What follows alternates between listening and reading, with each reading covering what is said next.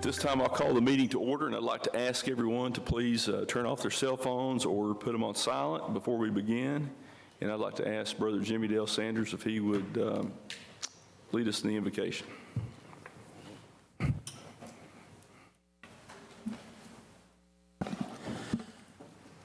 Let's bow our heads, please. Heavenly Father, we thank you for another day. We thank you for all the atonements that Jesus made in our behalf. We thank you, Lord, for this court. Thank you for the county people that work for this county. Remember us all to work together for the better benefit of Pike County. Remember our sick folks everywhere. Remember our country that's so in turmoil. Help us all, Lord, to be patient, to be honest, and be sincere. And we thank you, Jesus, for all your blessings. And amen. Amen.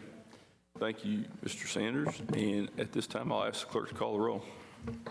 Judge Jones? Present. Commissioner Robertson? Here. Commissioner Tackett? Here. Commissioner Booth? Here. We have a quorum and we're ready to proceed. And I would like to ask State Representative John Blanton if he would lead us in the Pledge of Allegiance. I pledge allegiance to the flag of the United States of America, to the republic for which it stands, one nation, under God, indivisible, with liberty and justice for all. Thank you, sir. One quick business. We have a special group of folks here who are getting ready to go back to Frankfort. We have Representative Ashley Tackett Lafferty, Senator Philip Wheeler, Representative John Blanton, and Representative Hatton was supposed to be here. We've also invited Representative Harris to come today. We wanted you to come over and have dinner with us and let us talk to you about some of our needs and concerns and listen to what your plans are for the session. Before we bring our legislative delegation up, I'd like to ask Pike County Jailer Brian Morris to come forward with his some of his management people. You can come up here, Brian, if you like.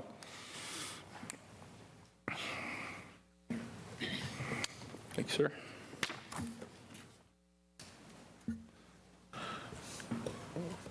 Chase, you can come on over and sit with them. Thank you. I won't let him get by that easy. Mr. Morris, you have the floor. And before you begin, let me say that the last year has been a pleasure working with you and your staff. We appreciate what you have done to help us with the financial situation facing the county. We had some people say, well, it's not fair that, we're using the inmates to do the public works and things.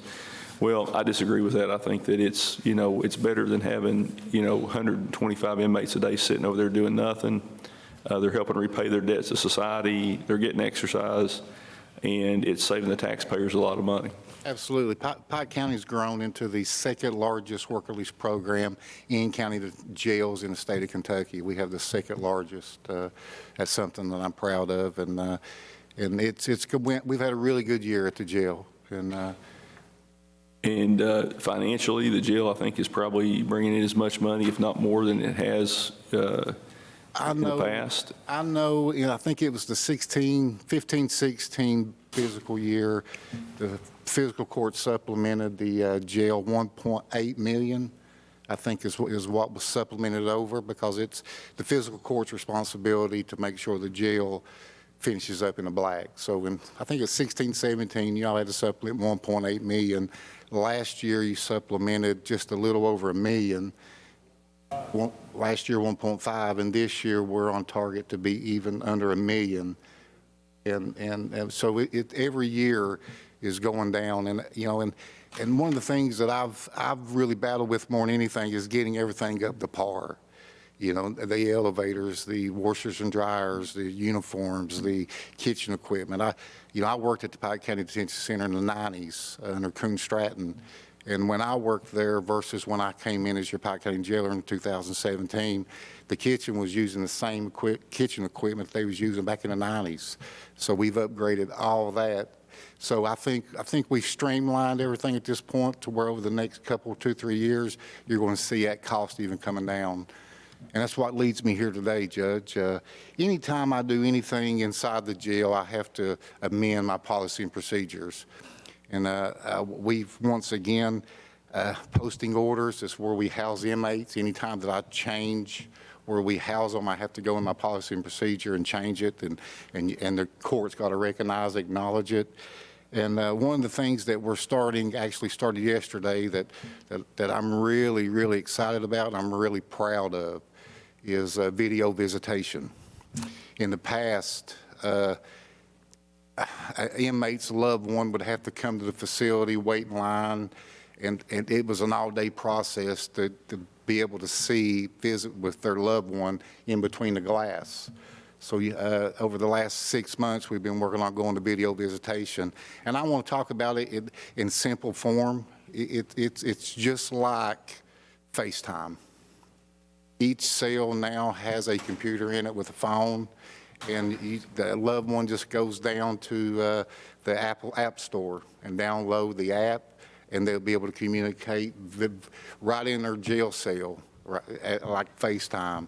And what that does is that limits the movement inside the facility, which is going to really cut down on contraband. It also it's a lot less expensive on the family members. They don't have to have gas, wear and tear on their vehicles to get here. And it's just a great way to streamline the whole process. So that kicked off yesterday, and I had to change my policy and procedure on that. So that's what I'm here today, just to get y'all to recognize my new posting orders, and I'm actually going to video visitation. You guys got anything to say about the video visitation? If someone doesn't have access at home to be able to access the internet, iPad, whatever the case may be, we actually installed the kiosk in the lobby so they can come there and do it free of charge if they don't have access at home. It's pretty good. That's And the good. Department of Corrections says that you got to give them 2 15-minute visits per week per inmate, and that's free of charge. So like I said, it just streamline everything. Well, I think it's a good policy. We appreciate the continued work.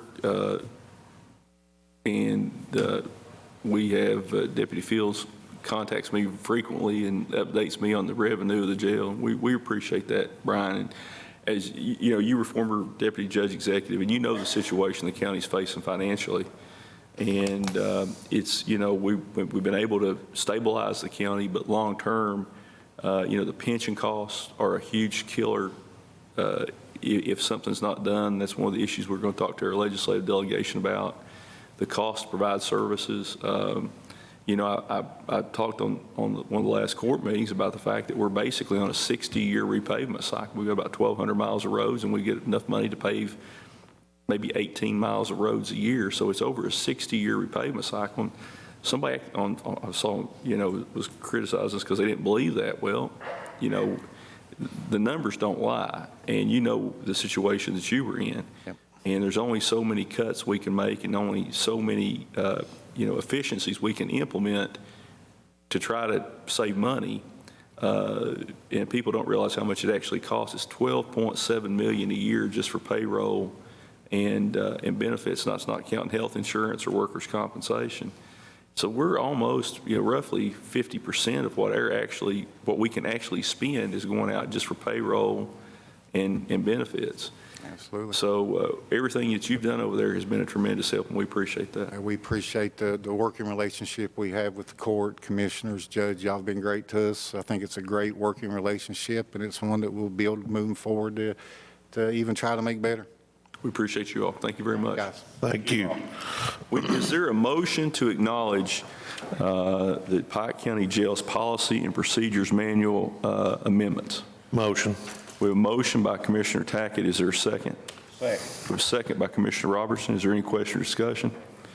Seeing none, Madam Clerk, please call the roll. Commissioner Robertson? Yes. Commissioner Tackett? Yes. Commissioner Booth? Yes. Judge Jones? Yes. Well, at this time, I'll ask our Pike County Legislative Delegation to come forward, and if you all would just have a seat up front, and Mr. Ratliff can turn the mics on, and you can introduce yourself, and then I'll just briefly, you can have a few minutes to talk about the session coming up and what you're working on,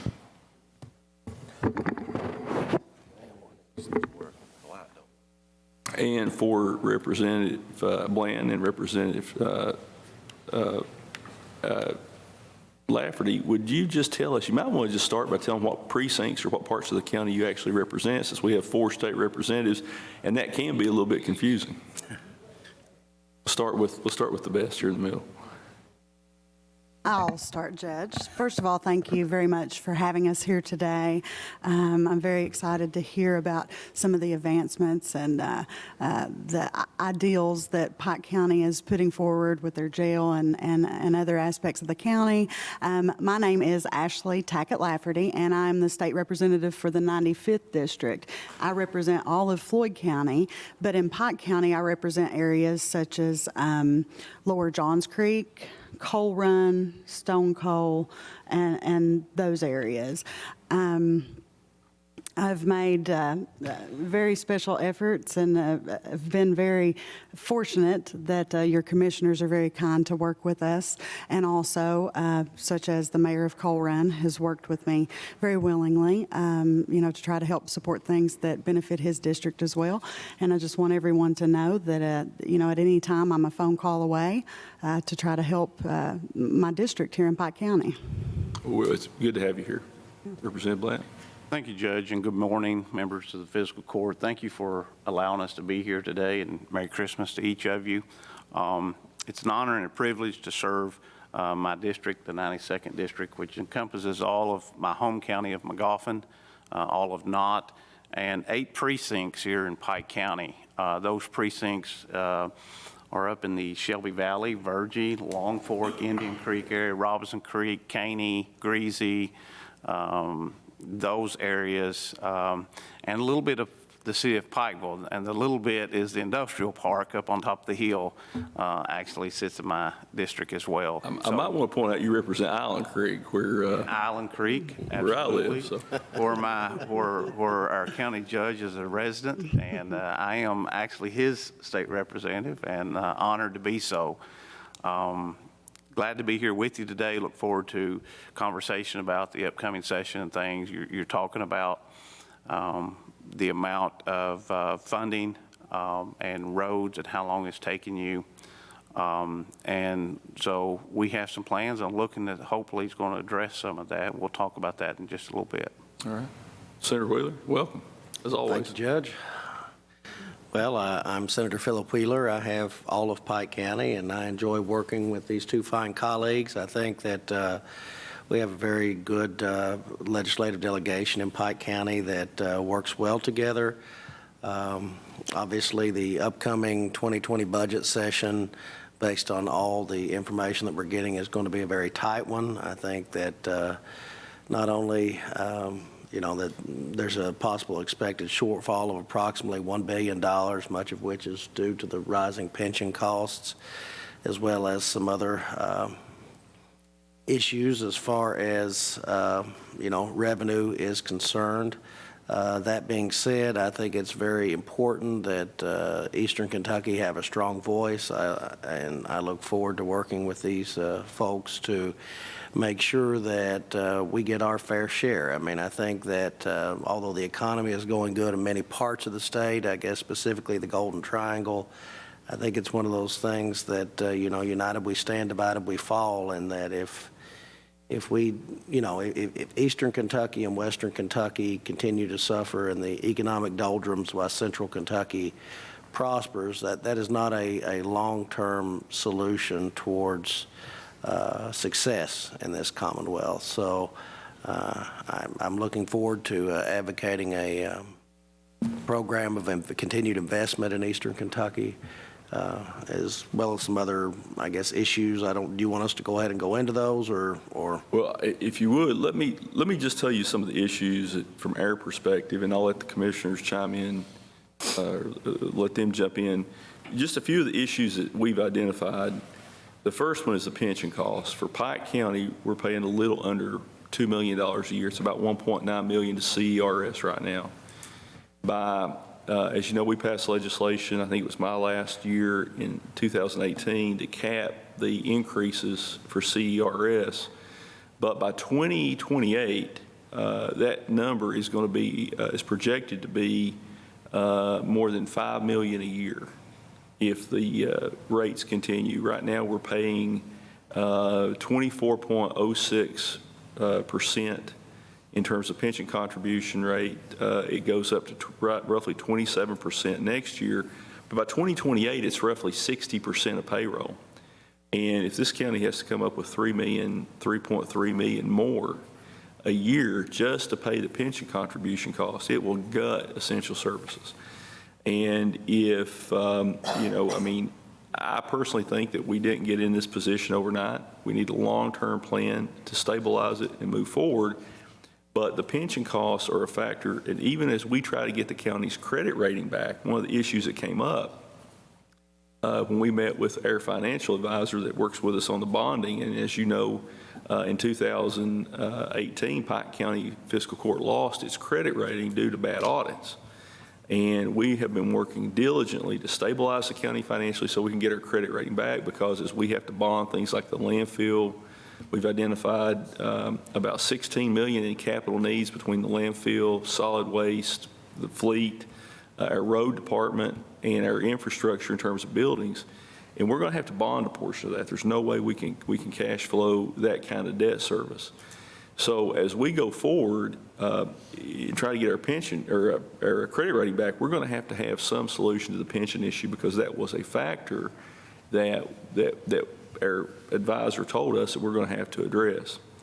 The other one is the transportation issue that I raised with Mr. Morris. We're receiving about $2.4 million in state road aid money, a little bit of municipal road aid money on top of that. And flex was about $395, I believe. Is that right, Mr. Little? About $395,000. So with the money that we're able to put in, we're only able to pave about 15, 18 miles of roads a year, and we're doing it internally to save money. The outgoing administration did provide $936,000 in discretionary money to address some major issues that we had. But going forward, we're going to have major infrastructure problems in terms of the roads and the inability to pave the roads that haven't been paved in many years. Another issue is our solid waste system. We would like to sit down with you outside the meeting and talk to you about some changes that we think need to be made to Kentucky Revised Statutes to give us more tools, because we have literally, since January, as you know, we have one of the 7 landfills in eastern Kentucky. We service over 20,000 customers, but we are going to have to redo our landfill, or we're not going to have a solid waste system. And the cost to our taxpayers will be substantial in terms of trying to contract that service out. So we need to change the KRS to give us more enforcement mechanisms to allow us to recover. We have a lot of large landowners, landlords that we have trouble collecting from. We have individuals who, since January, we've identified somewhere between 650 and 700 people who are using our garbage service and never paying a bill. And you would be shocked at how many people we're still finding. Last week we found one landlord apparently owned 5 pieces of property that had tenants that were using our garbage service and not paying bills. And we have the option of prosecuting those individuals for theft of services, but we also need a civil remedy in the statute to give us more teeth in terms of putting liens on property and holding people accountable. We have another issue with litter in this county, illegal dumping. Since January, as some of you may know, we hired a former Pikeville City police officer who was already a county employee. We just moved him into the solid waste enforcement position. He's charged over 200 people with illegal dumping. The problem is the state gets the fine and court costs, and we still have a problem cleaning up these illegal dumps. I would like to see that the statute be amended, that people who are convicted, that a portion of those fines or an additional fee be paid to the local government to help clean up that dump or other dumps. It's a major problem, and I think all of you would agree that unless we clean up eastern Kentucky, it's going to be hard to bring other employers here. We have another issue with the state. We have 2 lawyers here that knows that with regard to county governments, we have to pay, the fiscal courts have to pay for evaluations mental evaluations or examinations in the context of guardianships. And this month alone, it's $15,000. Now, we have worked with our district judges to cut it down, but we're spending somewhere around probably $180,000, $200,000 a year with mountain comp that we're having to pay for. We have no control over it. And in fact, when we've had people come from outlying counties to our local hospital and these evaluations get ordered, they were being paid for by the fiscal court of this county for residents of other counties. Our district judges have done a great job in addressing that, but like I said, we're going to be paying bills here later, and it's $15,000 this month. And there really needs to be a change in the law that requires an affidavit of indigency before those evaluations can be passed on to the taxpayers. I mean, there's people who can pay the evaluation cost, but yet they pass it on to the taxpayers. That's another issue. And then last, as you know, the loss of population is the redistricting issue that you're going to have to address in probably 2022, I would think. And as the population continues to move out, we're likely, I would think it would be a fair statement, to lose a representative or two and maybe a state Senate seat out of Eastern Kentucky. Those are the issues that I've addressed, and would the commissioners like to add anything, or that we've...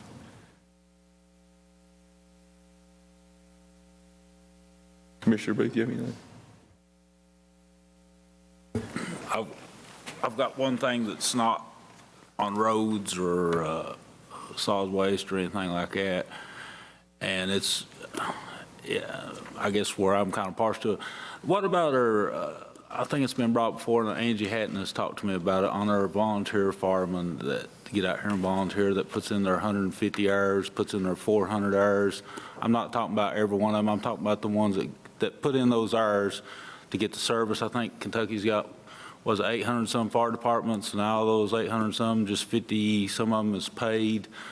I'd like to see something where that they get something for their service, to spend their hours out there. Maybe that's something that y'all could look at, maybe the state could do. I'm sure you've been asked this question before, but I just wanted to bring it up while all of you is here. So, go ahead. Mind if I respond to that? Commissioner, I have actually spoken with a couple of people about our volunteer fire departments because, of course, here in Eastern Kentucky, they're very important to us. And we were actually discussing, which I'd love to discuss with other people to see what is the best way to move forward. But, you know, in situations, I'm sure this happens all the time in Pike County as well, but I've noticed in Floyd County, many of the Floyd County volunteer fire departments will have things on around Christmas or holidays where they help the community. And these volunteer fire departments can't necessarily always afford the safety equipment that really is mandated. And so a lot of our volunteer fighters who are very limited and should be greatly appreciated for the time that they do contribute. They're spending their own money on some of these things that they can donate virtually to the fire department. And I have been speaking with someone about the best way to be able to give them maybe some sort of tax incentive or reduction or something along the lines where if they can show that they've invested in something that they've donated to the fire department, that they'll be able to possibly receive a tax benefit for that. I've been told that there's some things that we need to look into, such as certifications or mandate things like that. So, but it is something that's being talked about right now. And actually, another thing on volunteer firefighters that I kind of ran into twice in my law practice last year that I talked to Chief Courtney about, and he thought it was a good idea that I've had two volunteer firefighters that suffered, one suffered a pretty substantial injury on the job, and, you know, they did, one of them was a retired professional firefighter that was now a volunteer. The other one was, unemployed at the time, but they both suffered significant injuries on the job. Well, both had to have substantial surgeries, multiple, and under Kentucky's workers' compensation law, unless they actually have another full-time job, all they're entitled to is medical. No income benefits. No income benefits at all. We've had two cases the same. Yeah, and so I've actually got a proposed draft that I'm looking at introducing during session that would, in the event that there was no alternative wage upon which to base a partial disability or a total disability, it's not really an issue with total disabilities, but with partial disabilities, that they would have minimum wage imputed to them so that they don't come out of an accident, a serious accident, with absolutely nothing, which I just don't think it's fair. As Representative Lafferty said, you know, I think the statistics that I was told is that 90% of the fire service in the Commonwealth is provided by volunteer departments, and they're very important to our community also for many other reasons that Representative Lafferty enumerated. So I do think that they and other volunteer first responders had to have some modicum of protection if they suffer an injury on the job. There is a draft of a bill on a firefighter tax credit, because I filed it twice and we couldn't get it heard. That would have given certified firefighters a tax credit against their Kentucky income tax. We tried to pass it, never could get it heard in A&R. It just went there to die, like a lot of other bills. But there are a couple different proposals on that, so you might want to take a look at that. There's, like I said, a draft out there. I had it. It's been several years ago that I filed it the last time. And I would specify that they have to have their 400-hour certificate or their 150 hours. I mean, anybody can come down and join up, but if they don't get their 150, you know, well, Doug knows that. They got to have their 150 and their 400. If they got their 400 hours and 150 hours, then I think they deserve something for all their time and volunteering their gas and everything that would be beneficial to them. And Judge, I guess to speak to your comments about the pension, I believe that's obviously something that we're well aware of. I just came, and I guess John probably came from his house retreat with the majority caucus, and I know Senator McDaniel had went into great detail about the pension cost and the stresses, and I don't have the graphs with me, but, you know, I guess part of the reason is there's going to be pretty substantial payments, and then I think when it gets to about 2032, it drops down fairly substantially, I think. And I don't know how much relief it would give, but I think there's at least some open-mindedness amongst the legislature to kind of re-amortize some of the pension estimates to maybe make those contributions at least a little less painful. I think there's some school of thought too that some of these numbers were inflated for, you know, I don't buy the, you know, you pick the newspaper up and it's $1 billion increase every time you look at it. Yeah. I mean, it depends on who the actuary is. Certainly. And, you know, like I said, when I came in the legislature, you know, they were pretty much all substantially funded. And the failure to, you know, we took multiple recessions, the failure to put, you know, additional monies in was a major problem. And, you know, additional contributions over time would help catch that up, I would believe.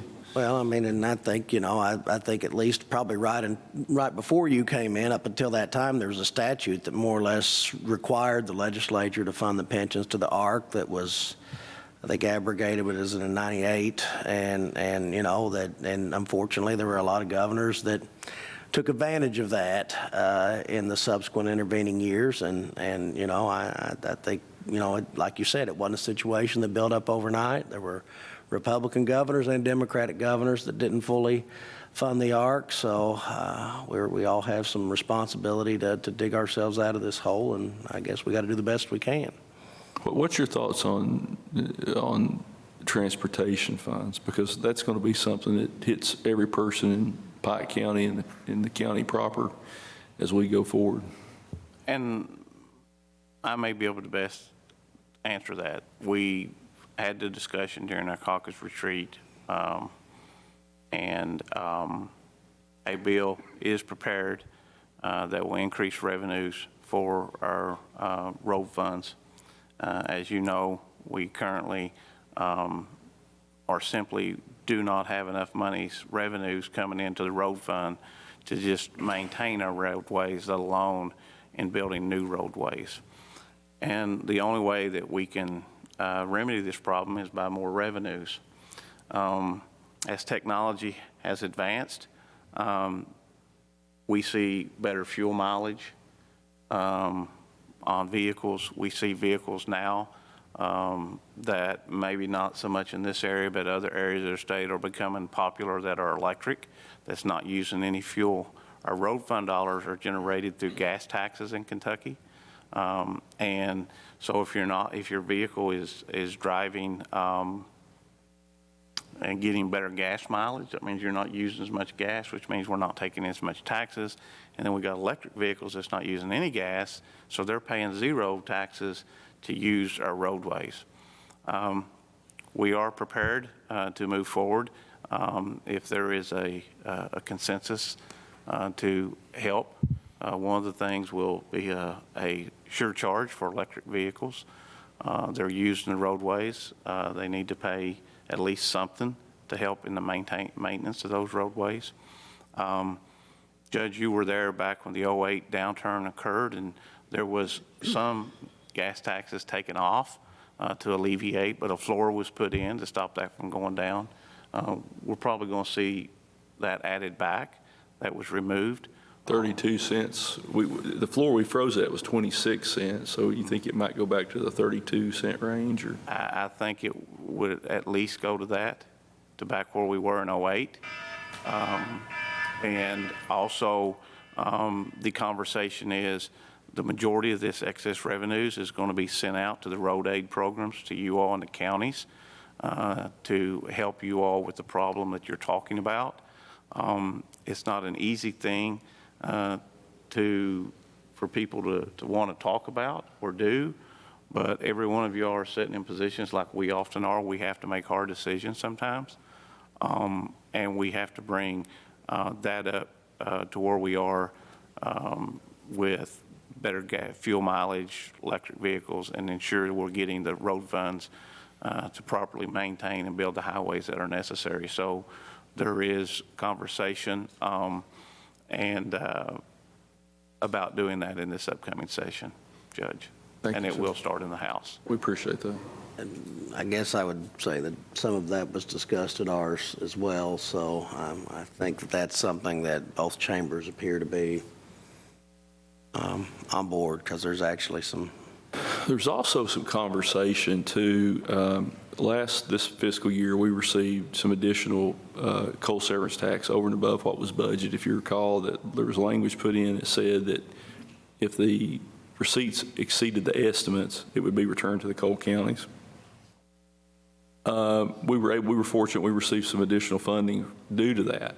The problem is, we only budgeted $1 million for coal severance for LGEA money this year.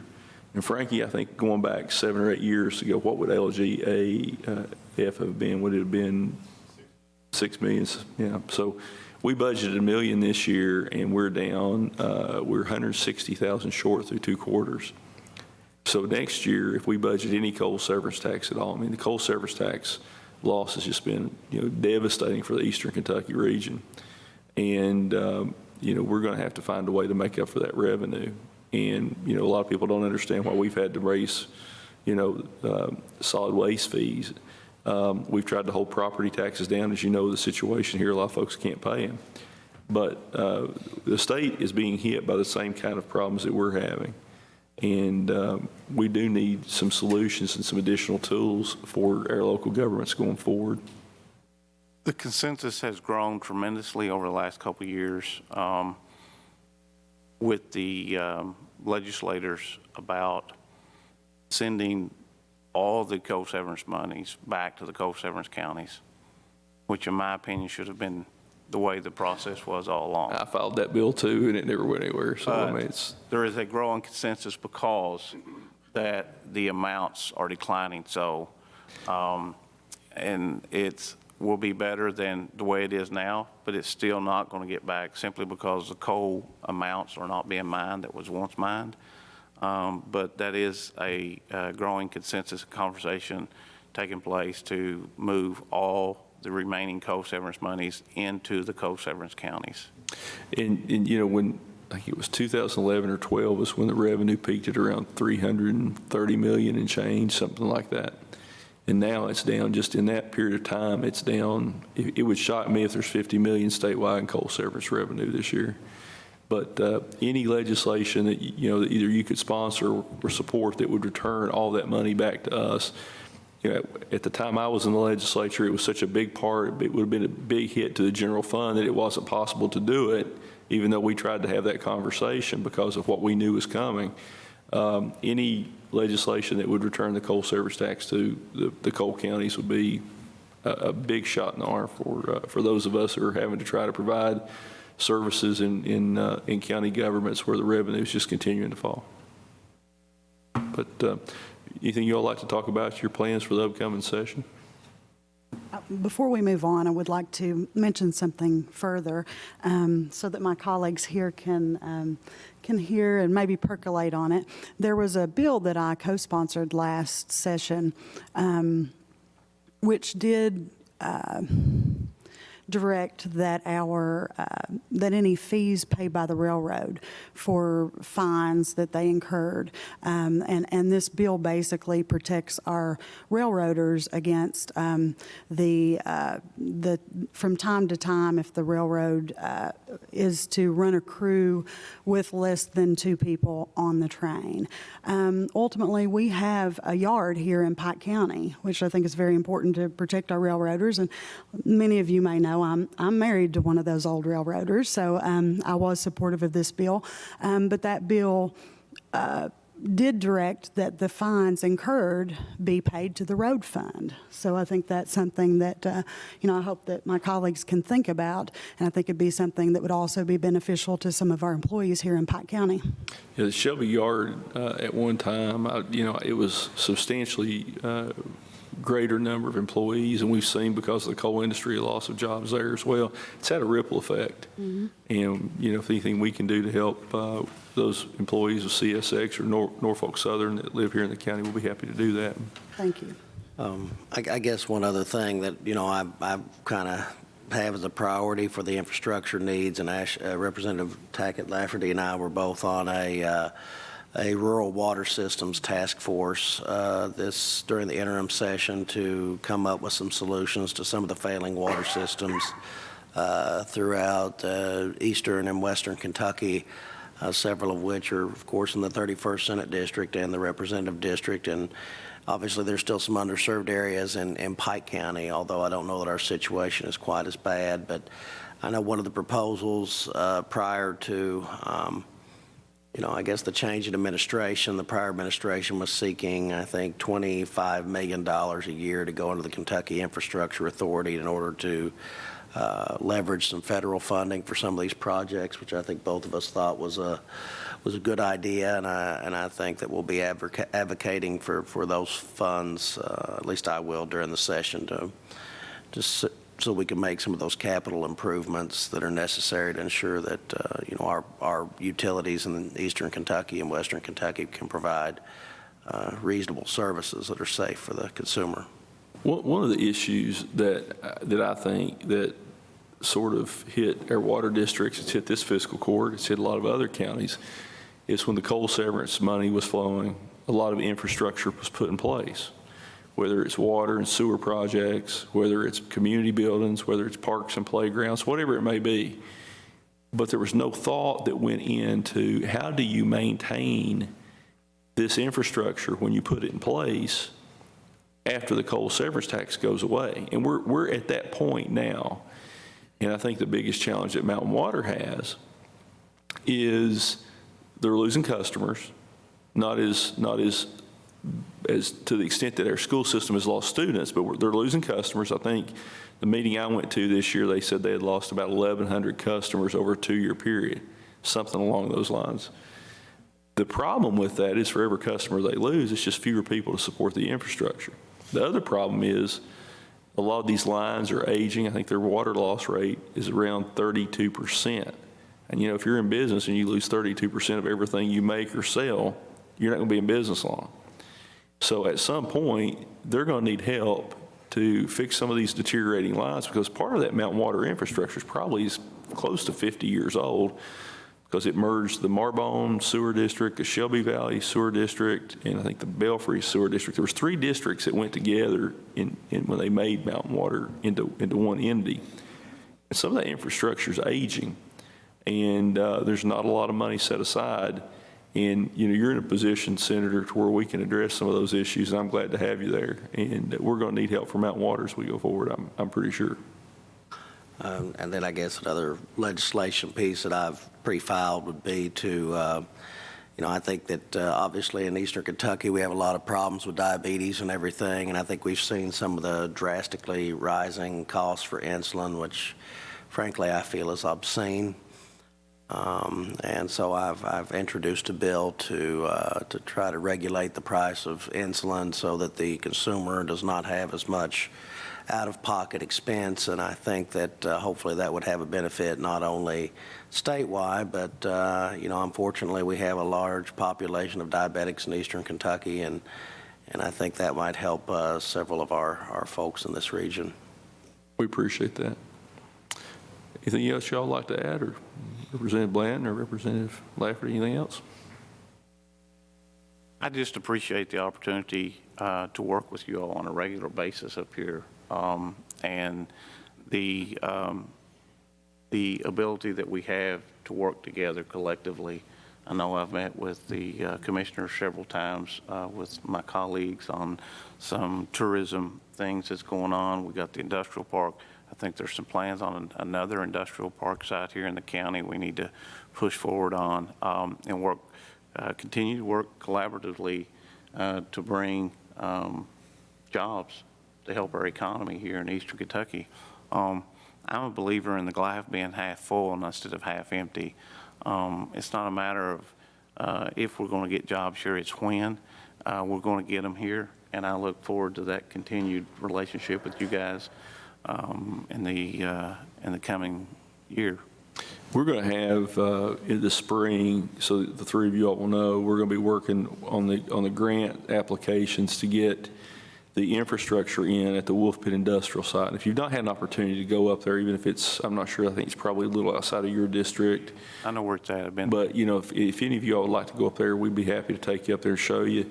In order for us to rebuild the county's tax base and account for some of the, to make up for the loss of some of the coal mining jobs or railroad jobs, so forth, we're going to have to try to find a way to put some businesses in the county, because a lot of people don't realize the occupational tax that comes from the hospital or Pike, we don't get any of that money. Any money that's generated, occupational or net profit tax in the city, none of that money goes to the county. And if we get the money, we'll probably need some letters of support. We may be looking to you to see if there's any sources of help that you can give us in Frankfort. We're trying not to spend our single county coal severance. We've got money in that account.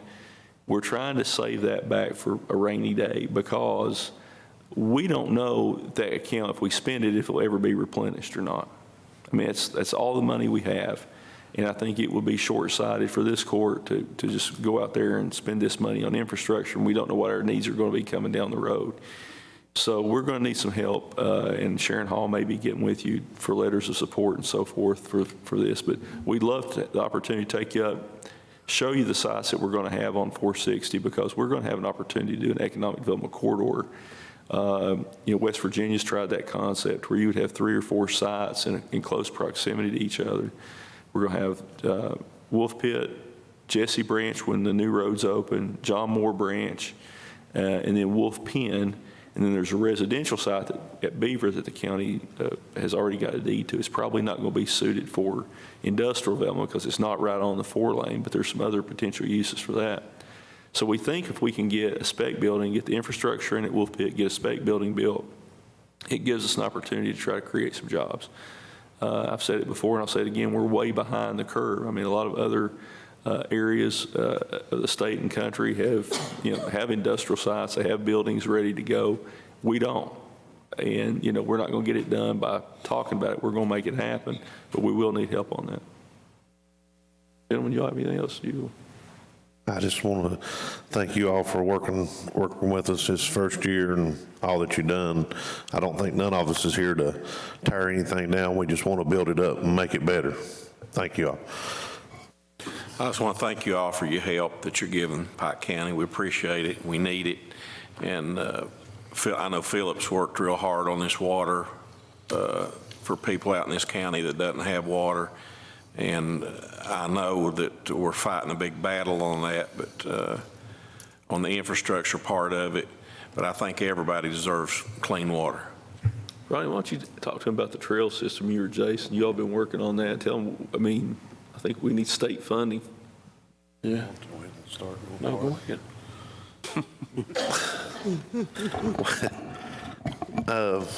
We've been working real hard on this. I don't want to start mentioning names, but we're getting close on this trail. Our trail authority, I guess you want to say, or Trails Committee. We've been meeting, twice a month, Reggie? And it put a lot of things together. Actually, I would like to, we're just trying to make sure that we get all of our P's and Q's in the right order before we throw a lot of talk out about this, and make sure that it's the right thing to do and what way to go about it. Ron. Well, I hope that we have a good announcement after the first of the year is what I hope. But I think this trails will bring in some money to Pike County that a lot of people doesn't realize. And like I said, we need that money. All of you know we need money, to keep the county going. But that's what we've got here is our mountains and our trails, and people can get on and see different rock formations and all that. And a lot of people want to come here and do that. I know Harlan County, they've done very well the last 15 years. So we need to get Pike County on the map on this trail system and get it going. And I've been to the area that you're looking at starting at. I've been on a trail ride back there, and I can tell you it is beautiful, without a doubt, and it will draw people. And I'd be surprised if we come here and you didn't ask. Actually, I'd be shocked if we came and you wasn't asking for money. That's what we're here for, right? John, we just don't know how much yet. But we do appreciate you all a lot helping us out. Brian? I want to thank y'all for being here today, and listen, we'll take all the money you can send us. We do. We would love to have all that. And but I'll just also remember when you're down there and stuff and all, see if you can't get something passing down there for these volunteers. I would just really think that they deserve it. I mean, every time you come up on a wreck or you see somebody that's had a house fire or something, they're volunteering their time and being away from their families for this, and I just really think those guys deserve something that this state or county or something couldn't do to help them out. And I would point out, Brian, also, not only with a house fire, but a few months ago down in McGoffin County, we had a little boy went missing, an infant, in the woods, and they didn't go out and spend a few hours. They spent days. They missed their work. And a lot of these guys have jobs that if they don't show up for work, they don't get paid. They spent several days, thank God. They found the young boy and got him back to his parents who had walked away. And I think we take these people in our rescue squads and our fire departments that are volunteers for granted sometimes. Until we need them, we really don't think much about them. But they're there every time that something happens in our community, and sometimes they go outside their own districts to help others. And we do need to take care of those folks. Just on that point about the young boy that went missing in McGoffin County, it was, Brian's on the board at the Belfry Volunteer Fire Department. It was members of his department that found the child. And, it's not just, if there's something going on, it's not just people from that county. It's from, Floyd County, all over eastern Kentucky were there. And I think that shows why we're a little bit different than other parts of the country. I agree, Judge. One thing on the trail system I'll mention is some people say, why does West Virginia have a trail system and why does Kentucky not? I think there's two reasons for that. One is because of the number of landowners in Virginia. As I understand it, was much smaller. Most of the property was owned by a number of land companies or coal companies. They didn't have the broad form deed to the extent, or maybe not have it at all, where there was a severance of the mineral from the surface, like in Kentucky, where you have so many landowners. And the other factor is West Virginia, the state paid the cost of developing the trail system, and that's something that with this Kentucky Kentucky Regional Mountain Recreational Authority. I hope I get the name right. It's a mouthful. You know, there's been no funding put in place for it. And there was a motion here asking us to put $5,000 in to hire a director. Well, this court is not going to do that, at least at this point.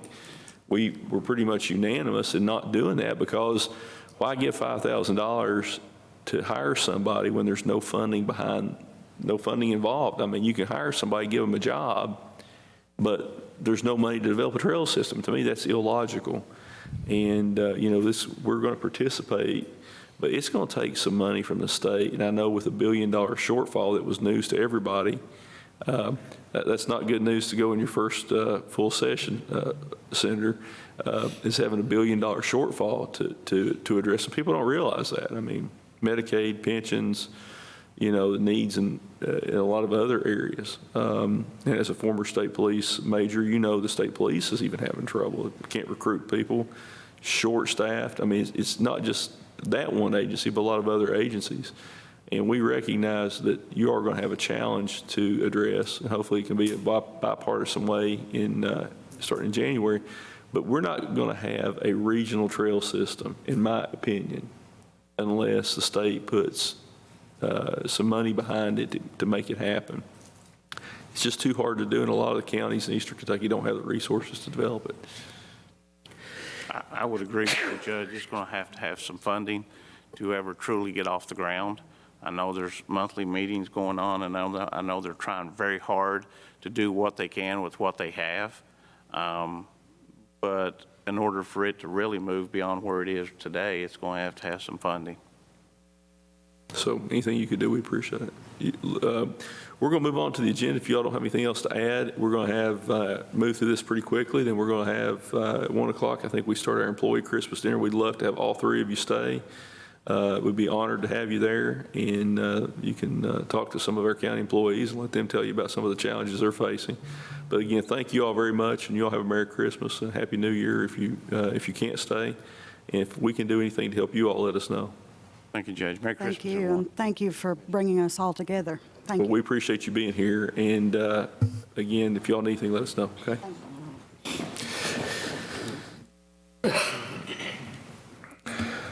The next item on the agenda is approval of the minutes of November 7, 2019, and November 19, 2019. Is there a motion? Motion. We have a motion by Commissioner Booth. Is there a second? Second. We have a second by Commissioner Robertson. Is there any question or discussion? Seeing none, Madam Clerk, please call the roll. Commissioner Robertson? Yes. Commissioner Tackett? Yes. Commissioner Booth? Yes. Judge Jones? Yes.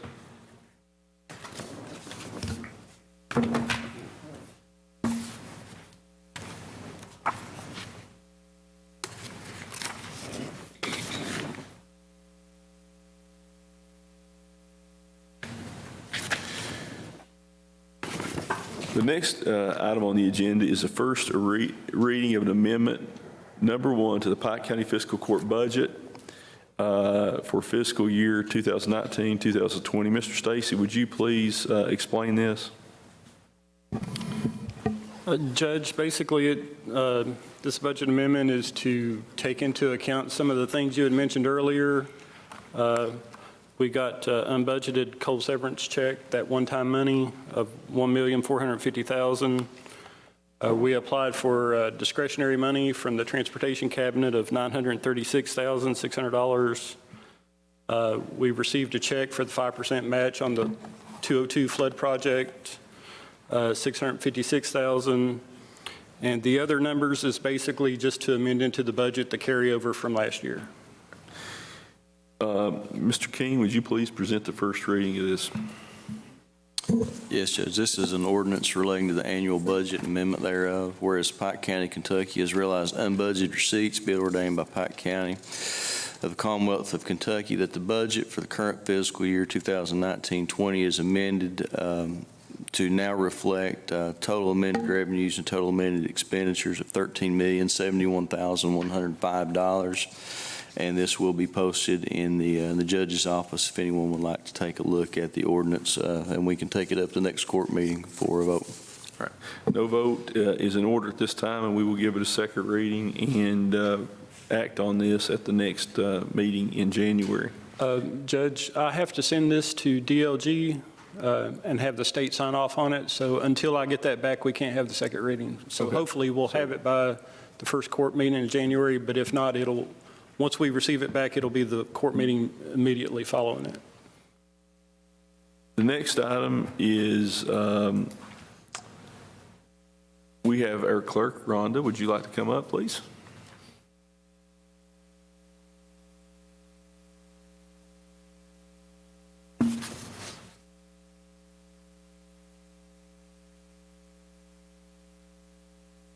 Is that budget amendment in? Good morning, everybody. Good morning, Ron. How are you? I'm doing good. Did you get a copy of the amended budget to us yet? Well, do you need an actual budget that has the figures on it? We need to Another see, one we remade? need to take a look at the budget amendment before we can act on it. Can we get copies of that? Let's stand at ease for a few minutes and we'll get copies of that, and I need to let Mr. Stacy look at it, and we need to distribute it to our members. Doug had came up and talked to me earlier. Basically, her total budget isn't changing. She's just moving money between line items. So she's not actually increasing nor decreasing her budget. She's just moving. I just need to get a copy before we can act on it to the members. Shouldn't take just a second. We'll get that done for you. That's fine. I enjoyed listening to all of our representatives back here this morning. It sounds like they've got a lot of good ideas. We're pleased to have them here too. Yeah. And Rhonda, we had talked to you a little bit about your health insurance situation for your employees. Yes. Were you able to meet with a different agent yesterday to? I did, but evidently I must have been under some misunderstanding because I thought they were through CAECO. No, we. I appreciate you setting up that meeting for me. Well, we have, the county's health insurance is through CAECO. We're going to reevaluate that in this, when our policy is up for renewal. We're going to be shopping it around to see if we can get a better price and a better product. But the concern that our agent, the current agent we have that is through CAECO, would be the impact to what it potentially could do. Last year, we didn't have any increase on our budget. Just so the public will understand, we're trying to find a way to help the clerk's office save money on providing health insurance costs to your employees. And I think 17 employees right now, you're spending $221,000 or $223,000 a year. Is that correct for health insurance for 17 employees? Just a moment, and I can tell you to the penny.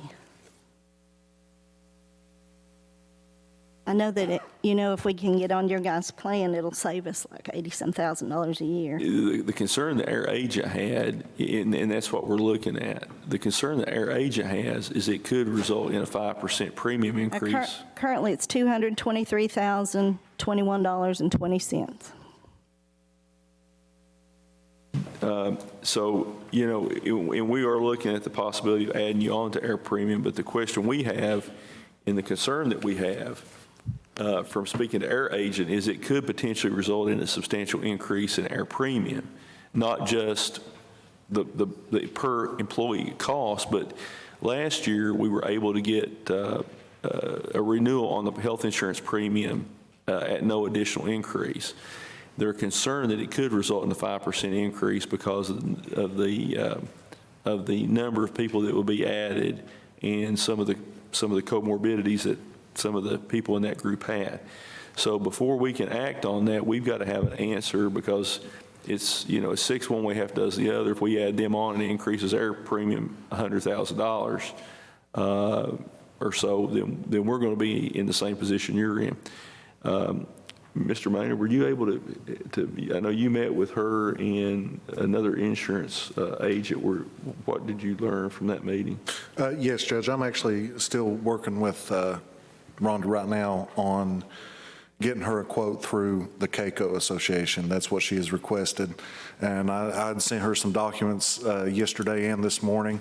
As soon as I get those back, we should have a turnaround in about 5 days. What about the Assured Partners Company?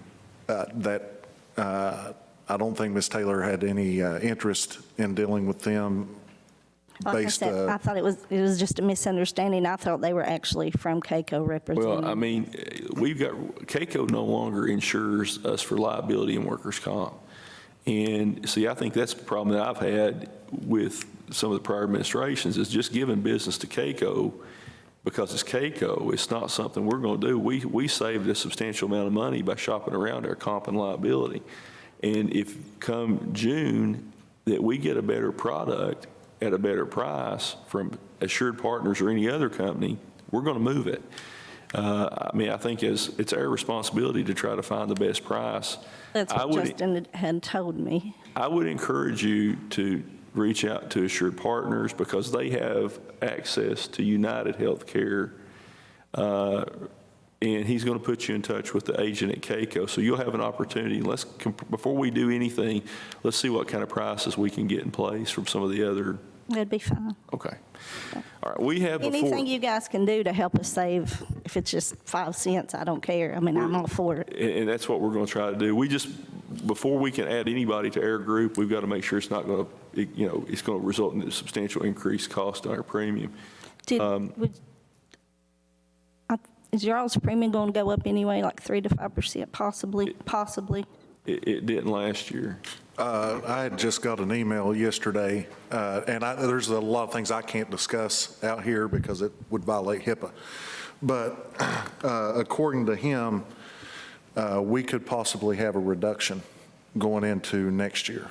We've not had any catastrophic claims. We've been really good about keeping our claims down, and we did not have an increase last year. So we're trying to make sure that those premiums of 5% every year is just it can be catastrophic to the budget. But we're going to work with you to see what we can do on that for you. Well, okay? I'd appreciate that. Right. Now, back to the amendment. All right. So you have before us an amendment to take $40,000 from the operating budget and $20,000 from the capital expense budget and move it over to a different line item. It doesn't change the overall budget numbers. Do the members of the court have any questions? Is there a motion to acknowledge the 2019 amendment to the Pike County Clerk's budget? Motion. We have a motion by Commissioner Robertson. Is there a second? Second. We have a second by Commissioner Tackett. Any other question or discussion? Seeing none, Madam Clerk, please call the roll. Commissioner Robertson? Yes. Commissioner Tackett? Yes. Commissioner Booth? Yes. Judge Jones? Yes. I'll go ahead and sign this. Thank you, guys. I appreciate it. Before I leave, You need a copy I of know that? this really doesn't have anything to do with the court meeting, but there's a little girl in our area that's really, really sick. They've been taking up some donations for her. If anybody in the county would like to give, her name is Zoe Gerals. She's been diagnosed with severe MRSA all through her body. It's in her bones. She may not live. She may lose her legs. And any prayers or any type of money donations you could give would be greatly appreciated to that family. I hope they don't mind that I brought that up, but she's a very sick little girl. And I know with Christmas coming up, and there's so many things that's happened in our county as far as children goes this year. We've had kids die in house fires, other children just dying. We got this little girl dead, and, just tragic things that's happened. When you lose a child, I'm blessed and never went through that. I'm sure your life is never the same again. So my heart goes out to those families that have had to go through that this year, especially with Christmas approaching. I know it's going to be so sad. Just everybody remember them. It's important. And I'd like to thank the public and the court and everybody for their support and being good when they come into the clerk's office. We've got such great customers. They're friendly and they're nice to us, and that makes such a big difference. And somebody, I don't know who quoted it, but it is true. They quoted it here today. If we divide we go under. You know, we have to stand together and work together and help each other, because that's what it's about. We're all, you know, representing our county, and we're working to, you know, to the best of our abilities to help them to make it a better place. And I'm very grateful for every blessing I've ever had. And I hope everybody has a very Merry Christmas and a wonderful New Year. And You thank too, you all so very much. Thank you very much. The next item on the agenda is approval to remove Penn Friend Road, CR 2072 from the county road system. We have given the notice required pursuant to KRS 178070. There was no input on this, I don't believe, in terms of no one came in on it. And so, Mr. King, would you please present the second reading of this ordinance? Judge, we did have a public hearing this morning. There was no public comment. As you're aware, under 178070, county is authorized to discontinue public roads. This actually came about because a local business owner came in. This is the area where the construction's been going on for a number of months, down towards Walters Toyota. At one time, that road was in the county system. There were several residences down there, and the business owner, who now owns the property in its entirety, came in and advised us that those residences have been removed. So it's actually not eligible to be maintained under the county road system now, because there would only be one occupier. Mr. Little has gone down and looked at the property, and it's well visible from the roadway. So I think it is proper. There has been no negative comments, so we are now authorized to remove that if the court wishes to do so. All right. Is there a motion to approve the removal of Penn Friend Road, CR 2072 from the county road system? We have a motion by Commissioner Booth. Is there a second? Second. Second by Commissioner Tackett. Is there any question or discussion? Seeing none, Madam Clerk, please call the roll. Commissioner Robertson? Yes. Commissioner Tackett? Yes. Commissioner Booth? Yes. Judge Jones? Yes. Next item on the agenda is the awarding of bids. Mr. Fannin?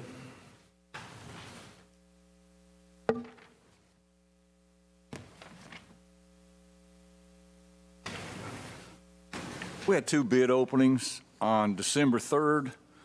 The first bid was for bid number 42-2019, an Econoline 20-ton tilt trailer. One bid was received. It was from Wayne Supply of Pike. Well, they are an Econoline dealer. Their bid price was $21,830. The trailer meets all specifications laid out in the bid package. It's my recommendation that we award the bid to Wayne Supply of Pikeville for a bid price of $21,830. And this will be the trailer to haul great excavators and other heavy equipment on, is that right? Yes, sir.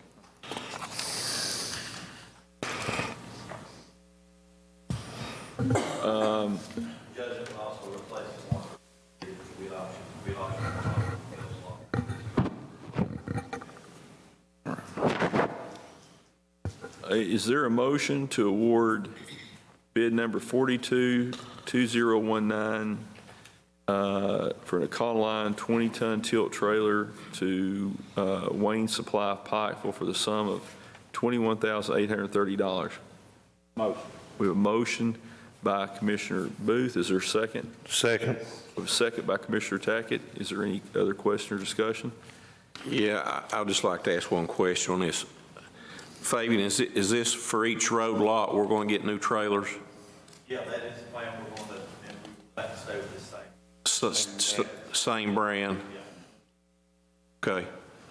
That trailer will haul the track excavators and open. Okay. But we're going to buy these trailers on out, the same kind of trailer. That's what we're going to do, right? Yeah, that is, 100% the plan. Okay. Commissioner Robertson, are you in agreement with that? Are you in agreement with that's what we need to be doing? Yes, yes.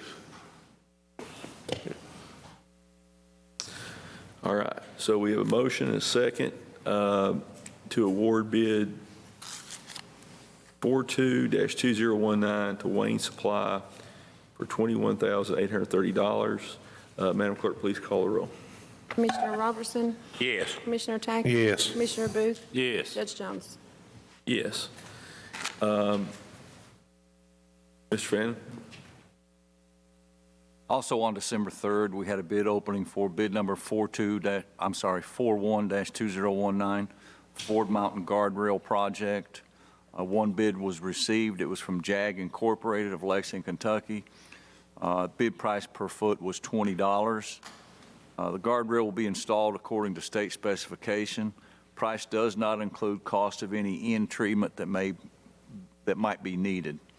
It's recommended that we award the bid to JAG Incorporated for a bid price of $20 per foot. And this, just so the public will know, will be paid from the $936,000 in discretionary. I would just like to add, Judge, that whenever they do see this, that this will not happen immediately. The blacktop plant is shut down. They've told me that they will get on the paving of Ford Mountain the first week of April. So we need to wait to get this blacktop down before we do the guardrail. But, I mean, we need to go ahead and award the bid, but I just wanted the public to know that, you know, if they don't see the guardrail going up, you know, anytime soon, that's why. And they have to get the pavement down before they do the guardrail, so they'll make sure it's appropriate height. Exactly, because there is a height that that guardrail has to be at, and that's why we have to do it that way. And again, this money is going to be reimbursed to the county from the discretionary road money up to $936,000. Exactly, that's what Frankie was talking about earlier, you know, making that line item. Fabian and Judge, is this money locked down to $936,000? We can't exceed that. They will reimburse us up to $936,000 for the work on. What I'm asking is, though, we're not going to have any chance of losing that money, right? We have a contract. Well, we have that contract. Whenever that contract's up, yeah, we have to get this money before that contract is up, before that date runs out. So does that mean we have to have the blacktop down and the guardrail up before? Yeah, but before they reimburse us. Yeah, before they reimburse us. Yeah, correct. Okay. Yep. All right. And then, I don't know if you even want to speak about this, but we had talked, I think there was some question about how far we were going to pave down onto the brushy side, the right fork of brushy.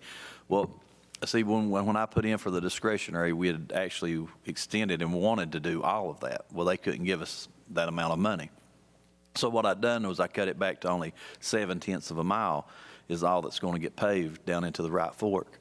The thing is the right fork actually starts at the top of Ford Mountain. So we're not going to be able to get off the mountain with what we're going to pave in the discretionary money back in the spring. You know, we're not going to be off the other side of the mountain. Well, I think anybody that's driven Ford Mountain knows how dangerous it is. Yeah. And we're fixing the embankment failures. We're cleaning the ditches and rocking those. We're paving it and putting guardrail up. To me, that's probably more that's ever been done on that mountain. Correct, and it's needed. And there's a couple hundred families that live in Brushy that travel that road, and it is extremely dangerous. I just know we had a little wording in the paper. It made people think that we were going all the way down in there. Correct. And that's not the case. And I've been thinking about how that would have happened. I don't know how that would have happened, but I know it was just 7/10 of a mile for the right fork of Brushy is all that we got. That's all that they ever gave us, you know, just to pave that 7/10. Okay. Well, I just ask them to be patient with us, and we'll try to help them out a little bit in the spring. Should be first week of April. Sean had assured me that they would lay that. All right. Okay. So is there a motion to award bid number 41-2019 for guardrail on Ford Mountain to JAG Incorporated, the only bidder from Lexington, Kentucky, at $20 a foot? We have a motion by Commissioner Robertson. Is there a second? Second by Commissioner Booth. Is there any other question or discussion? Seeing none, Madam Clerk, please call the roll. Commissioner Robertson, Yes. Commissioner Tackett. Yes. Commissioner Booth. Yes. Judge Jones. Yes, Mr. Little, come on back up. We next have the Pike County Road Supervisor's Report and approval of the Pike County Commissioner's recommended road maintenance for the upcoming 2-week period. Mr. Little, just so we'll know, you've been working with Mr. Spears to get training on tree removal for all of our road crew employees. Is that correct? That is correct, and I've been in contact, and my secretary has been in contact with Becky Boston from UK, the division of UK for training, and she was out of town, but we have found that we can get into a class. I think we can have 30 employees as long as we can provide an area to cut 30 trees, and I'm sure we can find 30 trees here in Pike County that we can cut. Then they will come here and train us, train each one of the employees. And how close are we coming to getting that scheduled? Well, that's the thing. We have to wait for Becky to get back. It'll probably be next week, I believe, is when she said she would be back in office. So as soon as she gets back, we will schedule that. Can you give the court an update on that training at the next court meeting? Oh, yes, I sure will. All right.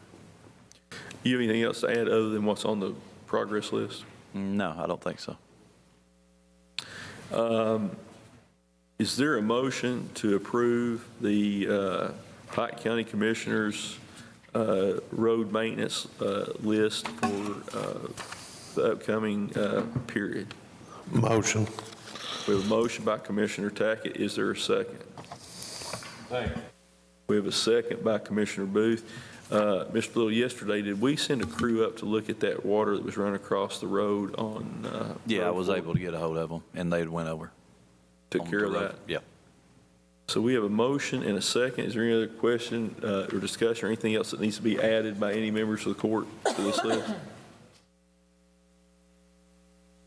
You have anything else? Madam Clerk, please call the roll. Commissioner Robertson? Yes. Commissioner Tackett? Yes. Commissioner Booth? Yes. Judge Jones? Yes. Next item is treasurer's business. The first thing I have is to authorize a check to Jigsaw Enterprises LLC in the amount of $85,000 for Phase 1 broadband feasibility study, which is 100% complete.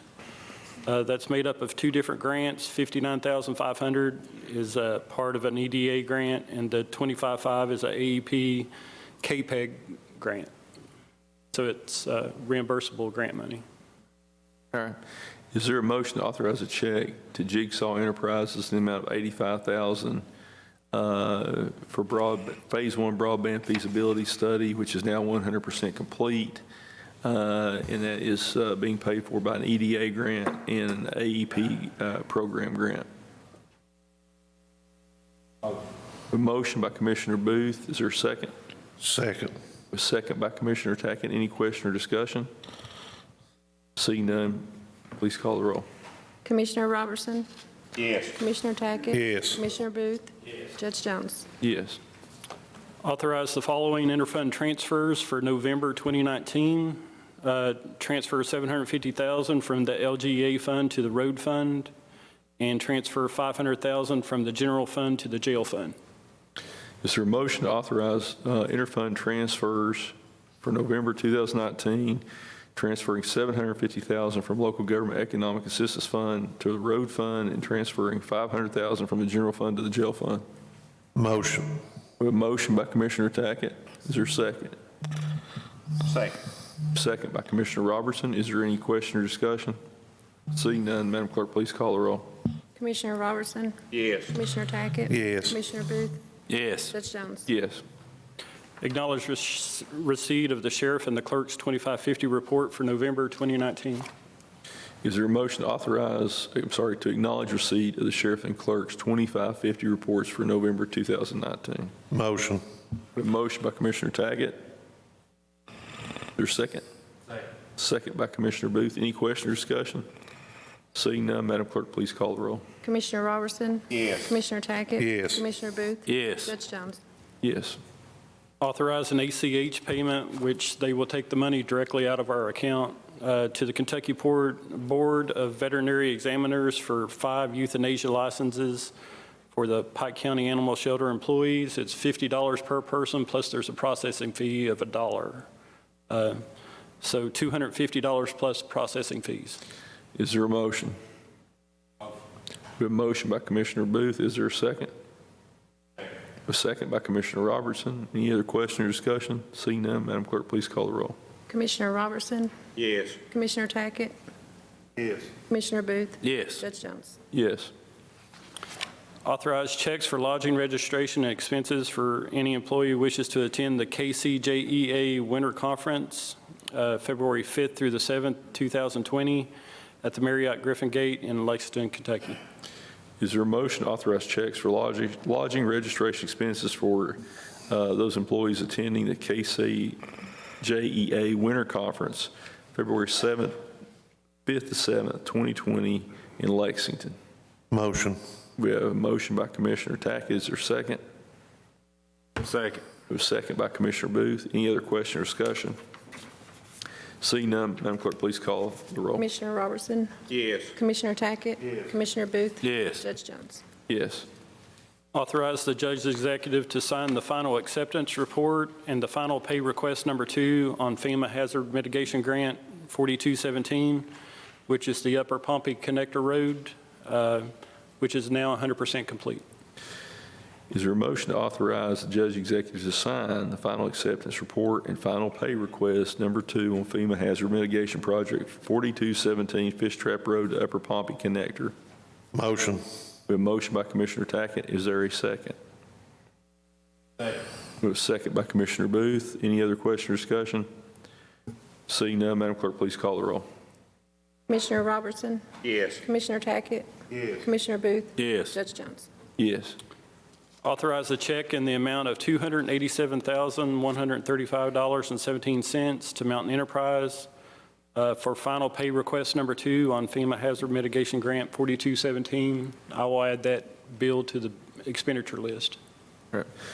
Is there a motion to authorize the check in the amount of $287,135.17 to Mountain Enterprises for final pay request number 2 on FEMA Hazard Mitigation Project 4217, which is the Fish Trap Road to Upper Pompey Connector? Motion. We have a motion by Commissioner Booth. Is there a second? Second. We have a second by Commissioner Robertson. Any other question or discussion? Seeing none, Madam Clerk, please call the roll. Commissioner Robertson? Yes. Commissioner Tackett? Commissioner Booth? Yes. Judge Jones? Yes. Authorize payment of the expenditure approval list dated December 13, 2019, and any other utility and telephone bills received before checks are run, which will be on Thursday. I think some of the members had some questions about some of the expenditures on this. Commissioner Robertson, did you have something on that? I was looking at the sum, Judge. I figured we'd just talk about it in executive. We can't talk about that in the executive session.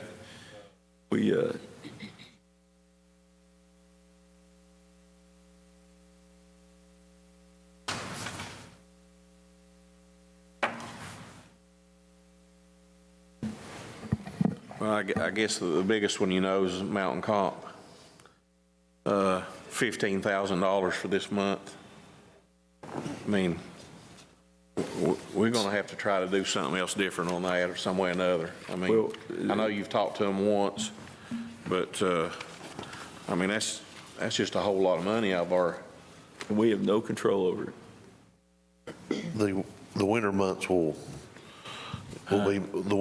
will be more than the summer months, out of experience over there in 3 years I was there, you know. That's why I mentioned it to the legislative delegation. This law needs to be changed because it's not fair for that to be put onto local government when we have no control over it. And, I mean, we've had a couple months, it's been 18,000, Frankie? Yes. Frankie, does that run higher in the? It never runs below 10 or 12,000. But is it more in It's been as high the? as 20,000. Is it more in the cooler months, or is it? I really can't say because some months they'll run behind on their billing and then it seems like they almost double up. So I think it's just as they process their billing, but I can't really see a rhyme or reason from when I've looked at it of why some months run higher than others. I know the guardianship evaluations are higher than just the psychiatric. Well, and I think that was unusual this month too, with guardianships. Right. Because they were 100% guardianship this month. They may have So said that in essence doubled the price. Not to interrupt you, but they may have set a bunch of guardianship trials at one time just to get them done. I can see that happening. But when we had our I had no So that way the microphone can pick it up, Diane. He had insurance, and he couldn't figure out why. That the fiscal court had to pay when he had insurance, and he wanted to give me his insurance card. So if there's some way that if these people are not indigent or they have insurance, that we wouldn't have to pay. But you remember Mountain Comp told us that they couldn't take their insurance card. I actually had that issue come up yesterday. I was in the Pike District Court on an unrelated matter in our private practice. And I think a lot of times that what you have is folks come in, and the way the law is written, as I understand it, is that the fiscal court has to pay if the person being evaluated is indigent. And I don't know how far the inquiry has always gone into whether or not the person can afford it or whether there's not means. As far as a health insurance, since it's not quote-unquote medical treatment, I'd be surprised if the health insurance will pay, but I can tell you that our local district judges now are making the inquiry as to whether or not these people are in fact able to pay, and asking them to pay that themselves if they're able to do so. Yeah, I spoke with them, and they are trying to help us, but... So a lot of this has got to do with people be appointed administrator over them or guardianship of them. I know I had to do that with my mom and dad, and I paid both of them. Yeah. I guess some people doesn't have the money, I guess. I don't know. Judge Wright and Judge May have done a really good job of working on this to try to get it down. They're making sure that if somebody's from outside of the county that, it's only, but, to some extent, their hands are tied too, and that's why we need to take a look at this from the legislative standpoint in terms of. But they're really asking questions, Judge Wright and Judge May, that's never been asked before, so. And we appreciate that because it's saving the Yes, we taxpayers do. money. So, Thank you. Commissioner Booth. On Frankie, on page 34 of 40, it says contracts for private agencies. I was just wondering what that was, what page, Brian? Go to 34 of 40.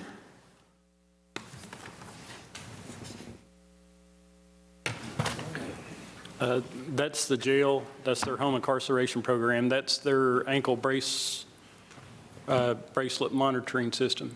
Okay. Well, I just had never seen that, or I never noticed it on there before. They went with a new company. Okay.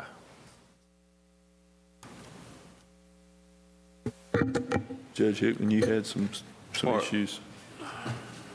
Well, not necessarily any issues, just some comments that programming of voting machines was on this month at $35,000, and then salt came in this month, might have run it up a little bit, and then we had recycle trailers that are reimbursed, and then the Mountain Comp, of course, and then dumpsters and open tops from Baker, which was part of our solid waste plan.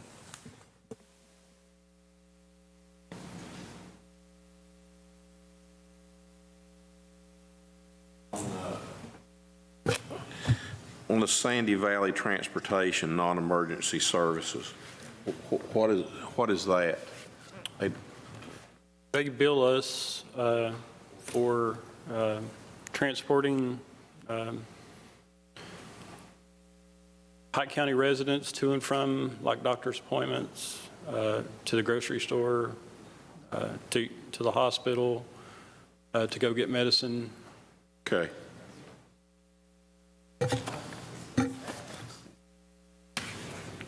That would be me also, Commissioner Robertson. My department, my community services department, we have a line item that we pay Sandy Valley Transportation for anyone who doesn't have a vehicle or else they can't drive. If they do have a vehicle in their name, maybe the husband passed away and the wife can't drive. Okay. Most of them are dialysis patients that have to go 3 times a week. We don't pay for anybody to go out of Pike County. Okay. So, I mean, my office, Brenda, that's in my office, and myself, we Where do we turn talk to the people and property mailbox? we interview them a lot to find out. We don't just pay for anybody to ride. We try to limit it as much as we can. Okay. I understand that now. Okay? Okay. Judge, on, I can't, the page number's off of it, on the city of Pikeville, $8,000 and some dollars, is that where we dump our leachate, or? No, that would be where, I think that's the, let me find it Thing we here. got here in the courthouse. That's the utility bills for like gas, water, and electric for The jail here. jail and the Hall of Justice building and the courthouse. Try to find that. It actually used to be called city utilities, but now they want the check made payable to the city of Pikeville, so. But it's basically city utilities.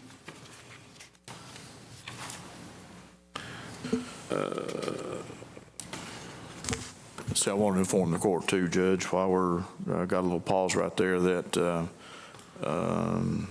Finance has worked with me with Eastern Telephone to get us a credit and to eliminate some lines and some things like that that have not shown up here yet that will. So kudos to Fayette and Penny both for helping out there. And then Eastern has been super cooperative and very helpful to make sure we're only using the lines that we need and eliminating lines that we don't need and making sure our billing's correct.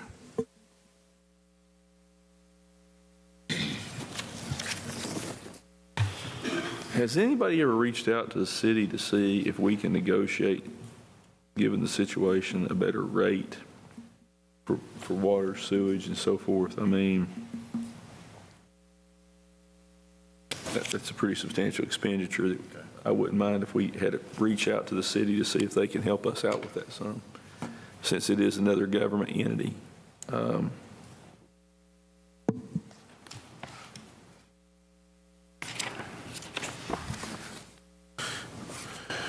The only other thing I got, Reggie, is we talked about this the other day, the teeth that they got to put on the bucket. They bought aftermarket teeth for $772.50, and they spent 2 days welding them on there. I mean, they've been better off just to buy the teeth that fit it. Yes, from Caterpillar. Yeah, I agree. I agree. Who made that decision? Noted. Whose call was that? I'd say it was probably in the garage over there. It was made in the Probably found garage. the best deal on the teeth, but that's not always the case when if you got to spend 2 days or more than 2 days welding the teeth on there. I agree. I agree. We'll keep it, we need to probably have a meeting with them and explain that. I can understand he's probably trying to find the best price on the teeth, but if we got to pay a welder, days welding, get the teeth on there, we didn't say anything. I agree. That is not a wise expenditure of time. That's all I got. Commissioner Tackett, you have anything? Commissioner Booth, anything else? All right. So is there a motion to authorize payment of the expenditure approval list dated December 13, 2019, any other utility and telephone bills received before checks are run? Motion. A motion by Commissioner Booth. Is there a second? Second. A second by Commissioner Robertson. Any other question or discussion? Seeing none, please call the roll. Commissioner Robertson? Yes. Commissioner Tackett? Yes. Commissioner Booth? Judge Jones? Yes. Acknowledge receipt of the treasurer's monthly financial statement ending November 30th, 2019.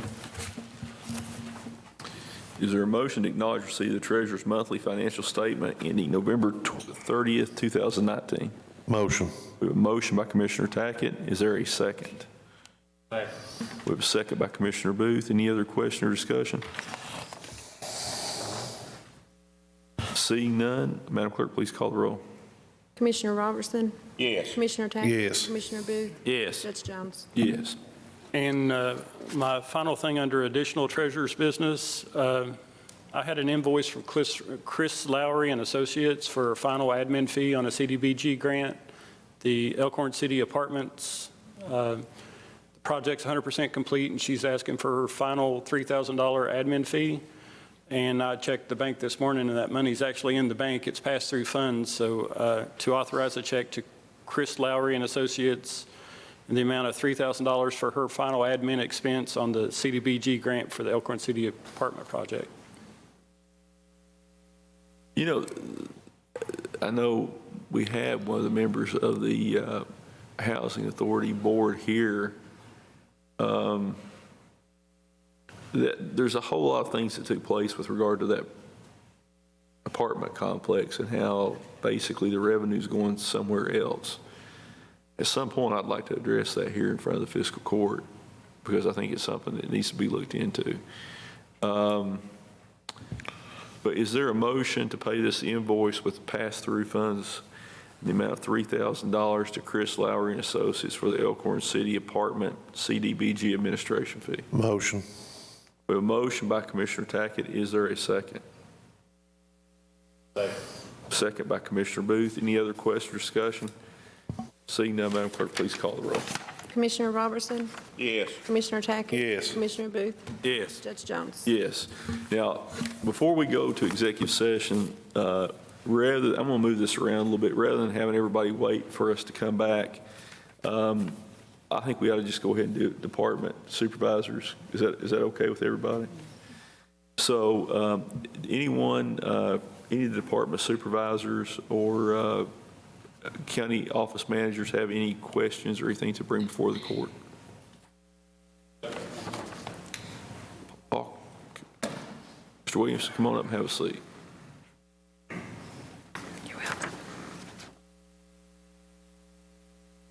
We've been able to cut probably close to 30 electrical meters off till spring.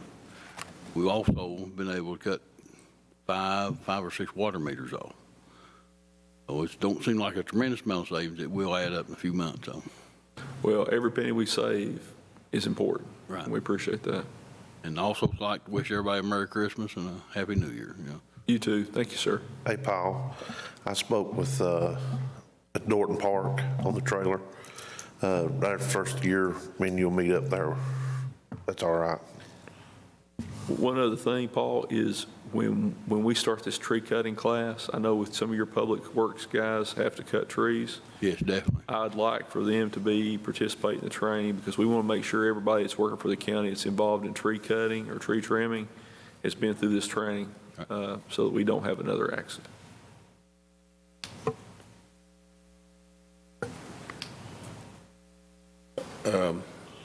Larry, come up here, please.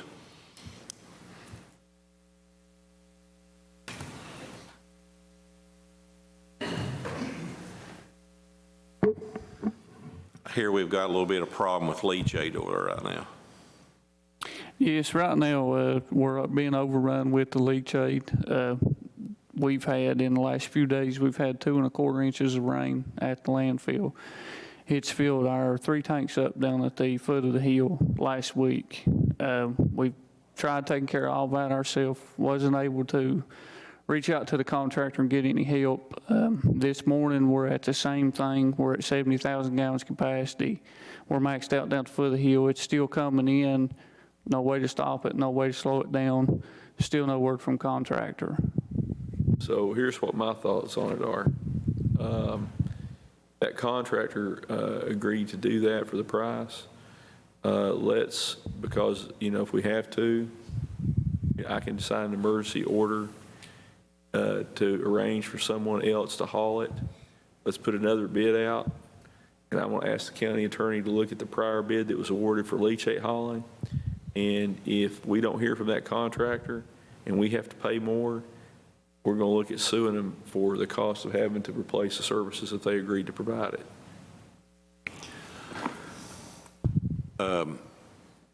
I've talked to Deputy Judge Hickman about this. There is a truck that we need to go look at, Judge, that could probably solve our problem, and we probably wouldn't have to have a contractor again. Where's this truck located? It's at Coleman Transport at Mare Creek. It's in a garage. We just need to go look at it. Do you have any idea what they're wanting for it? $13,000. Frankie, could we buy something like that if it was, without having to go, we don't have to bid it? It's under 20, we could do it, correct? Let's make it happen then. Plus, it's emergency. Well, This truck also, it pumps, and it sucks, and it can discharge too. Okay. And I'm saying there's some type of chemical we can use to keep it cleaned out too when we're not hauling leachate. Let's do it, because if we can't get it. We've got septic tanks around, don't we, Paul?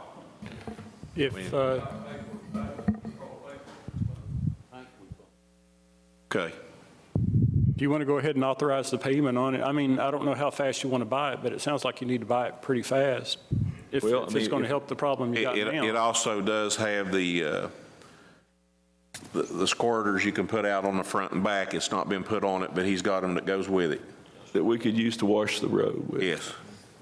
We need, Brian, you say something? So won't we go ahead and authorize the buy, and if it ain't what we want, we don't have to buy it, do we? Just authorize a check up to, not to exceed a certain amount that you know that it's not going to exceed, as long as it's under the 20,000 limit. And yeah, and providing it's, so is there a motion to authorize a check for up to the $20,000? We just said at the amount that, up to the bidding amount. Right. To purchase a truck, haul leachate, assuming that the truck is in good condition and meets our needs, to purchase that from Coleman Transport and authorizing the payment therefore. Motion by Commissioner Booth. Is there a second? Second. There's a second by Commissioner Robertson. Is there any other question or discussion? I just know, I think Larry needs his truck pretty bad right now with rain. We've got some more rain coming. And I'm not saying we can get it done this week, but we'll try, We have to control the leachate. I mean, that has to be addressed. And Can we send JJ to look at that tomorrow? Or Ronnie and JJ, or Ronnie and Deputy Judge go look at it tomorrow? We can go look at it in the morning. Can we, Judge? Can we go look at the truck in the morning? Okay. Okay. So we have a motion and a second. Any other question or discussion? See none, Madam Clerk, please call the roll. Commissioner Robertson? Yes. Commissioner Tackett? Yes. Commissioner Booth? Yes. Judge Jones? Yes. Commissioner Robertson, thanks for bringing that to the court's attention. Larry, if you've got those issues, you need to make sure that we know before it gets out of hand over there, because we've had a ton of rain, and if we get more rain, it's just going to get worse. So, Yeah, we're here to help you, so. Just let us know what you need over there, because we can't afford to get citations and things like that, particularly when we're trying to get that landfill re-permitted. So, anything else? Anybody else have anything to come before the court? All right. Hey, Judge. Yes, sir. I got a Vince sitting here. I got to brag on him a little bit. I've got some good calls. Vince, come on up here. We do need to address one other quick issue here. Go ahead. On Sudden Link. I don't know what you've done, but I have got some good calls when people said they are out working, trying to get that lined out. Well, good. We had a real good meeting with Sudden Link last week. Was it, Reggie? And they have sent several crews in here to actual construction crews to work. So I've actually got calls and messenger on Facebook thanking us. So, but I mean, I'm giving you the credit. Thank you for getting on that and taking care of that. And I've had a lot of compliments on, we got on the ball on this and working on it. Good. I'm glad it worked that way. Yeah. Vince, we appreciate it. We had somewhere near 100 people contact the fiscal court. Yes. Maybe give or take a few, either on Facebook or email or phone calls, because of the poor customer service. And I even had one lady walk in and ask where she needed to sign the petition. and I mean, I think that once we reached out to them, that there was that they realized that this was a serious matter, and that we were going to address it one way or the other. We appreciate all your hard work on that. And Thank you, Judge. Very much appreciated. All right, anybody else have anything come before the court? Mr. King, do you have anything? We do have a matter to discuss regarding RCC Big Show in executive session. There's no one signed up for public comment, and then we'll finish up with the deputy judge's comments when we come back. So at this time, is there a motion to enter into executive session? Motion. We have a motion by Commissioner Booth. Is there a second? Second. We have a second by Commissioner Robertson. Madam Clerk, please call the roll. Commissioner Robertson? Yes. Commissioner Tackett? Yes. Commissioner Booth? Yes. Judge Jones? Yes, we will be in recess for executive session. We'll return on call of the chair. This time we'll call the court back to order. Is there a motion to exit? Motion. Adjourn from. You know what the motion is going to be? 2:30. The motion was going to be for you to pay for food for everybody today. Is there a motion to adjourn from executive session? We have a motion by Commissioner Tackett. Is there a second? Second. We have a second by Commissioner Booth. Madam Clerk, please call the roll. Commissioner Robertson? Yes. Commissioner Tackett? Yes. Commissioner Booth? Yes. Judge Jones? Yes. Mr. Maynard. Yes, Judge. Gentlemen, there is one item. It is approval to hire Ronnie Hilton part-time as a trails consultant, not to exceed 20 hours a week, and add a salary of $1,000 per month. Is there a motion? Motion. A motion by Commissioner Robertson. Is there a second? Second. A second by Commissioner Tackett. Any other question or discussion? Seeing none, Madam Clerk, please call the roll. Commissioner Robertson? Yes. Commissioner Tackett? Yes. Commissioner Booth? Yes. Judge Jones? Yes. Anything else, Mr. Maynard? No, Judge. That brings us to Judge Hickman. Any comments? Yes, Judge. The public comment period for the solid waste expansion of the landfill has expired, and there was no public comment, so therefore the scheduled meeting for public comment on 12/23 at 2 p.m. has been canceled. All right, thank you very much. Anything else? All right, County Commissioners' comments. Commissioner Robertson. Just want to thank for all the employees being here. Enjoy this good food we've got here. I hope everybody gets a little present if they can. We're glad to have you all. We appreciate y'all very much. This county, you're all the backbone of this county. It's what makes it run. And I just want to thank you all, and y'all have a Merry Christmas. Commissioner Tackett. First of all, I'd like to thank Diane Thacker last week for inviting us over to the Belfry Fire Department with the seniors. Really enjoyed that. Another thing that we've not talked about, and I know it's nothing to do with the county, but the big Hackney's Creek Bridge up there, I was up through there last week and noticed they're getting started on that, and that's been well needed up there for a while now. And everybody here, I mean, county workers, we're all here. I don't know who's not here, but there's one of our own that needs your prayers, and that's J.B. Doxson and his family. He may get mad at me because I said that, but he does. Other than that, I want to thank you all for what you've done this year.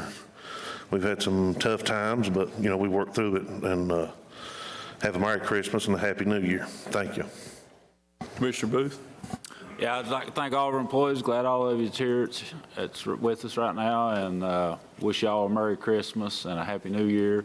And Judge, I'd like to also let's remember James Earl Williams. He had a heart attack Saturday night, and is in the hospital here at ICU at Pikeville. And I'd like everybody to remember him also. Absolutely. If you see him or hear from him, tell him I sent my regards. Well, we're going to close the meeting out. And first of all, let me thank everybody for being here today. We have some folks that don't get to come to the meetings very often. You guys are what makes county government work. And, you know, when we're here having meetings, a lot of times you're all at work or getting off work. And on behalf of this administration and the members of the court, let me thank each and every one of you, because many of you, the jobs that you do go unappreciated or underappreciated. It's easy for people to complain about a lot of issues about, you know, garbage service or about roads or whatever, but I know that each and every one of you try your best to make this a better place to live and work and raise a family. And this administration greatly appreciates that. And we're thankful we can all come together today, be here together. And again, I just want to personally thank each and every one of you. And with that being said, I'd like to ask Dave Lockhart if he would say the benediction and close this court meeting out before we move to adjourn. God, we're so grateful this morning, Father, where we can gather and Father, have a good time, have a dinner. Thank God, we thank you for providing the food. We ask you to bless it upon it. Father, I ask you to bless each and every person that is represented. So just mention JV and Earl, ask you to bless Father for their sicknesses. Father, we're thankful for you. Christ, you died on the cross for us, so Father, and we know that as we find salvation, we're so thankful for love us like we do. Ask you blessings upon this food again. Ask God for these things in Christ's precious name. Amen. Amen. Before we adjourn, the food is not quite ready, but it should be here in just a few minutes. And with that being said, is there a motion for adjournment? Motion. We have a motion by Commissioner Booth. Is there a second? Second. We have a second by Commissioner Robertson. Madam Clerk, please call the roll. Commissioner Robertson? Yes. Commissioner Tackett? Yes. Commissioner Booth? Yes. Judge Jones? Yes, we are adjourned. Thank you.